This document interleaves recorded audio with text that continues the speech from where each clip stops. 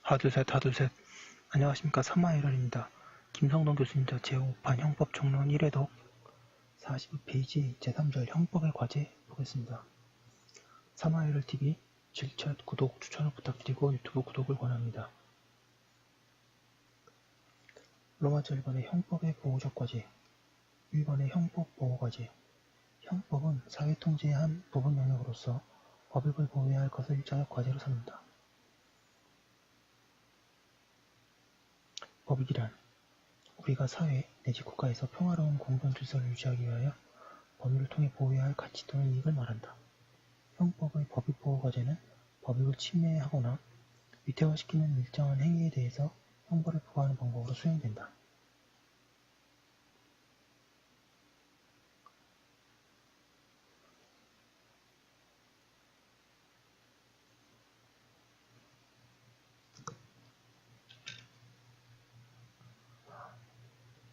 형법은 과거의 불법 행위에 대해 형벌로 대응하는 억압적 법익 보호 과제만 수행하는 것이 아니다.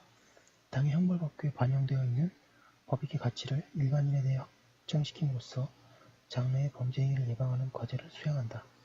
예컨대 살인행위를 금지하기 위해 형벌을 부과하는 입법자이다는 이를 통해 생명이라는 법익의 존재성을 확인하는 동시에 생명에 대해 장래의 침해 행위를 억제하는 데 있다. 43페이지. 이와 같은 형법의 과제를 예방적 법익보호 과제라고 한다. 하지만 법익을 예방적으로 보호하는 일에 지나치게 되면 형법이라는 수단의 투입 범위가 과도하게 확장될 우려가 있다. 이 때문에 형법은 형법 이외의 다른 사회통제 수단으로 목적 달성이 불가능한 경우에 최후 수단으로만 투입되어야 한다. 이 때문에 형법의 법익보호 과제를 보충적 법익보호 과제라고도 한다. 비범죄화와 신종범죄화.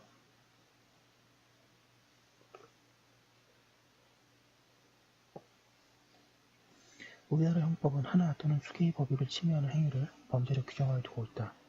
그러나 형법적으로 보호하는 어떤 법익에 대한 입법자의 가치 판단은 영구불변의 것은 아니다. 우리 형법은 기본적으로 1950년대에 사회환경 속에서 내려진 가치 결단에 따라 일정한 법익을 보호하고 있는데, 그로부터 반세기가 지난 오늘날 새롭게 보호할 가치 있는 법익과 더 이상 형법을 통해 보호할 필요가 없는 법익이 있는지를 재평가해 보아야 한다. 형법을 통해 더 이상 보호할 가치가 없거나 필요가 없게 된 법익을 침해하는 행위는 비범죄화하여 형법의 영역에서 추방해야 할 것이고, 형법을 통해 새롭게 보호할 가치 있는 것으로 대두된 법익에 대해서는 행위는 범죄화하여 형법의 영역 속에 편입시켜야 한다. 비범죄화 및 신종범죄화는 형법 이론학의 주제가 아니라 형사정책의 주된 연구과제이다.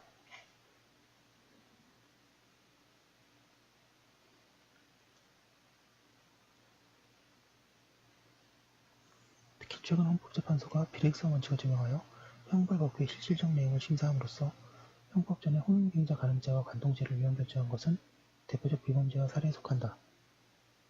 예. 관통죄 폐지 옛날에 이문 교수님께서 되게 오랫동안 주장하셨는데 받아들여졌습니다. 예. 이번에 사회윤리적으로 가치 있는 행위의 보호.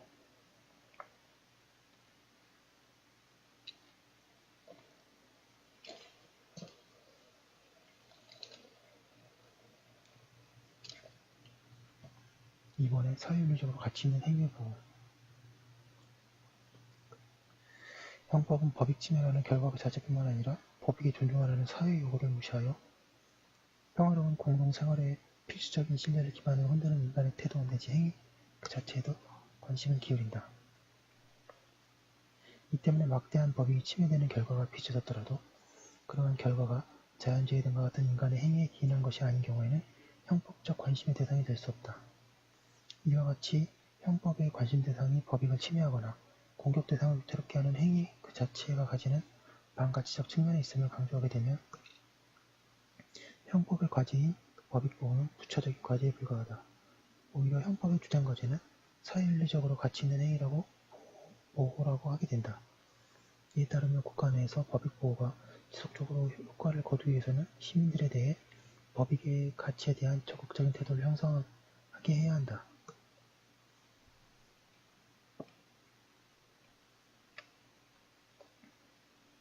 이러한 시각을 전개하고 있는 대표 주자인 독일의 헌법학자인 한스 벨젤은 다음과 같이 말한다. 구체적인 개개의 법의 보호다. 44페이지. 더 본질적인 것은 법의 태도에 나타난 가치 있는 행위의 실질적 타당성을 보장하는 과제이다. 그 이유는 법의 태도에 나타나 있는 가치 행위는 국가와 사회를 유지시키는 가장 견고한 기초이기 때문이다.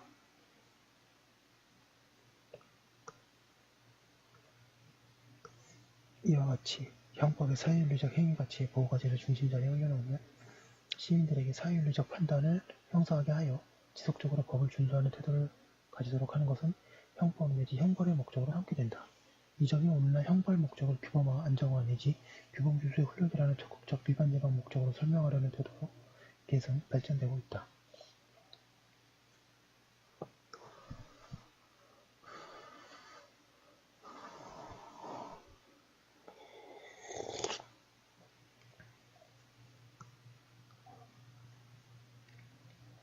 형법의 과제, 불법의 본질, 형법의 성격. 오늘날 자유주의 국가 이념을 강조하는 태도에 따르면 인간 형법의 내부적 태도에 대한 평가는 도덕의 영역에서만 가능하고 형법적 평가의 대상이 되어서는 안 된다. 따라서 오늘날 형법은 법익 보호를 제1차적 과제로 삼는 기반 위에서 사회윤리적 행위 가치의 보호를 도모하는 방향으로 나아가야 한다. 사회윤리적 행위 가치의 보호를 형법의 제1차적 과제로 삼게 되면 형법이 양심의 법정을 대신하거나 형법의 도덕 허경영을 부추길 위험이 생기게 되기 때문이다. 형법이 보호하려고 하는 법익의 침해 또는 법익의 구체적인 위태화는 범죄의 결과적 측면에서의 반가치를 나타내고 보호법익이나 공격 객체를 위태화시키는 행위 그 자체는 범죄 행위 그 자체가 가지는 반가치를 보여준다.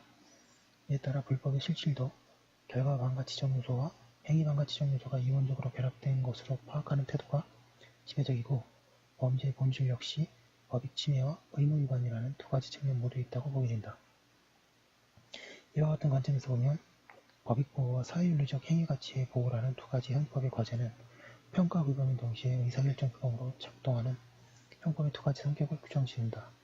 형법의 평가 규범적 성격은 형법에 의하여 일정한 법익 침해적 행위가 가치에 반하고 위법하다는 평가를 내릴 수 있다는 점에 있고 형법의 의사결정 규범의 성격은 규범 수범자로 하여금 형법을 통해 형법이 내린 가치 판단에 반하는 의사결정을 하여서는 안 된다는 의무를 부과한다는 점이 있기 때문이다.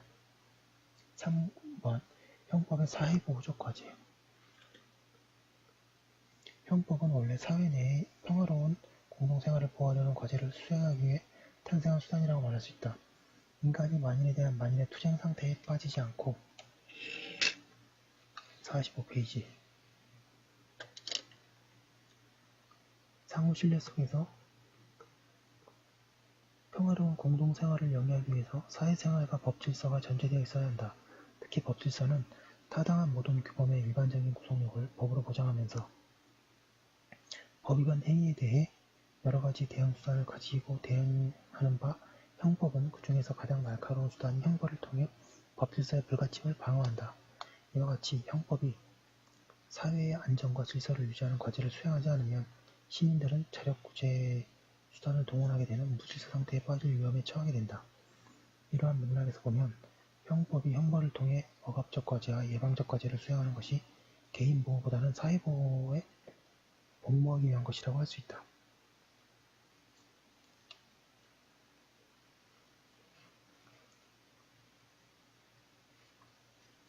두 번째 이번에 형법의 보장적 과제. 이번에 형법의 자유보장적 과제. 형법의 자유보장적 과제는 형법이 그 자체 남용의 속성을 가진 국가 형벌권으로서의 한계를 명확하게 설정하여 자의적인 국가 형벌권의 행사로부터 시민의 자유를 보장하는 역할을 수행하는 것을 말한다.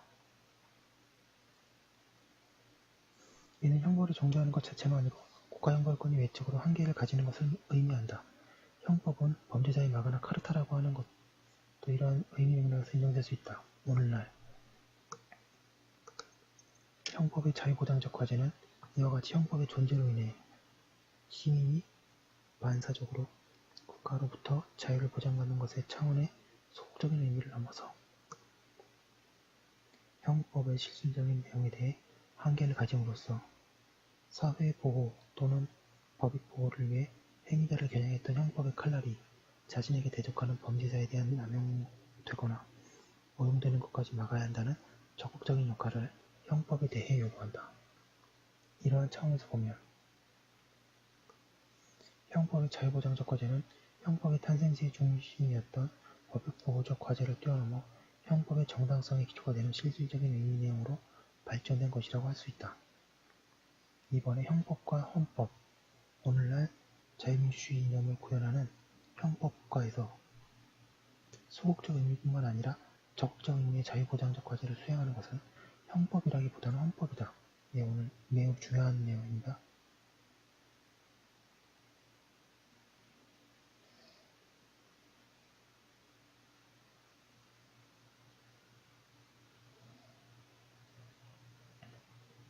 헌법 제37조 2항은 형법은 법익보호 및 사회의 질서 유지를 위하여 시민의 자유권을 제한하는 것을 본래적 과제로 삼고 있고 형법을 통한 자유제한도 헌법적 한계를 지켜야 함을 선언하고 있다.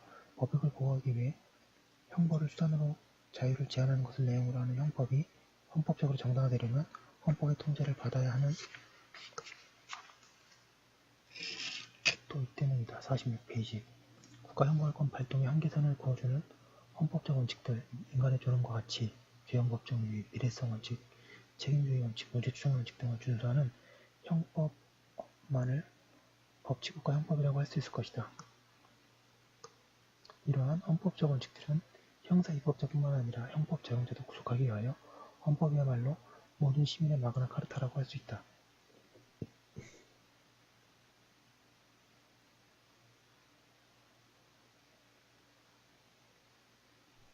헌법재판소는 실제 형법이 헌법적으로 정당화될 수 있는지를 사후적으로 진단하는 헌법적 척도로서 인간의 존엄과 가치, 평등원칙, 죄형법정주의 원칙, 입법 목적의 정당성, 비례성 원칙, 책임주의 원칙 등을 적용한다. 이거 판례인데요.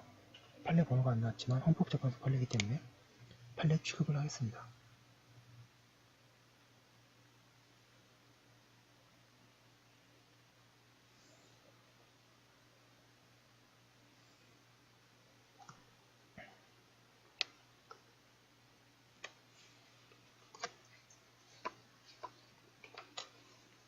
형법의 과제와 범죄자 및 범죄 피해자의 관계. 형법의 자유보장 과제와 법익보호 과제는 서로 역설적인 관계에 있다. 형법은 원래 피해자의 이익을 일반화 추상화하여 그것을 법익으로 격상시키고 이를 침해하는 행위 유형을 범죄로 만들었다. 따라서 법익을 침해하는 범죄 행위자로부터 법익과 사회를 보호해야 할 과제를 수행하는 것이 당연한데 형법은 다시 자기 성찰과 자기 발전을 통해 국가의 형벌권을 제한하기 위해 범죄자의 자유보장이라는 법치국가적 과제를 설정하게 되었기 때문이다.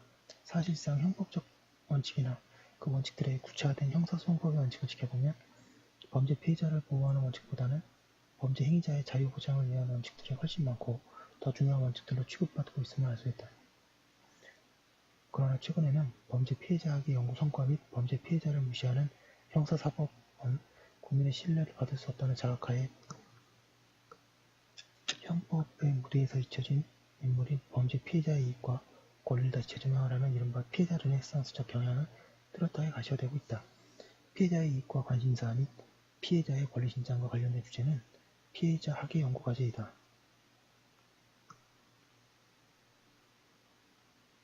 로마서 3번의 보호적 과제와 보장적 과제의 조화. 형법의 수단인 형벌이 개인의 삶에 대해 영향력이 심각하게 증대하고 있기 때문에 형법의 해석과 적용에 있어서 형법의 과제들 간의 우열관계를 염두에 두지 않을 수 없다.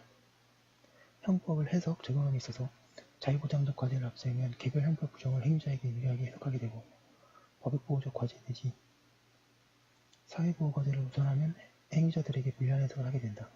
예컨대 견인료를 납부를 요구하는 교통관리 직원을 승용차 앞 범퍼부분을 받아들인 폭행한 사건의 경우 법익보호나 사회보호를 앞세워 행위자에게 불리하게 단순 폭행죄가 아니라 특수 폭행죄의 규정을 적용하려 했던 형법 제260조의 47페이지 위험한 물건을 휴대라는 개념을 널리 이용하여라고 폭넓게 해석하여야 한다.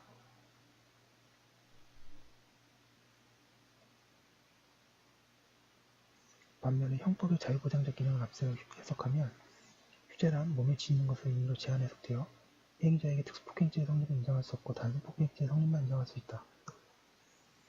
따라서 형법 규정의 여러 가지 개념을 해석함에 있어서 자유보장과 법익보호라는 두 가지 개념 과제는 다음과 같이 고려해야 한다. 자유보장 과제는 궁극적으로 피해자의 인권 침해의 소지를 줄이기 위해 국가형벌권을 제한적으로 행사하고 절차적으로 적정 절차를 유지하는 데 무게중심을 두게 된다.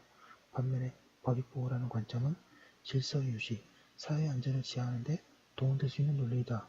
어느 편을 우선할 것인가는 국가형벌권에 대한 해석자의 철학과 세계관에 따라 달라질 것이고 그 사회의 정치적 상황 및 시민의식에 따라 상대적으로 양자 간의 긴장관계의 강도가 다르게 나타날 수 있다.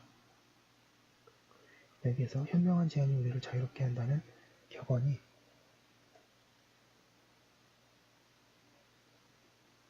우리의 최종 판단의 하나의 나침반으로 사용될 수 있을 것이다 라고 하고 있습니다. 예, 지금 아직은 앞부분이라서 많이 추상적인데요. 뒤에 갈수록 많이 자세하게 될 것입니다. 그럼 여기까지 한 거 올려두고 잠깐 쉬었다가 다음 거 이어서 하도록 하겠습니다. 잠시만요.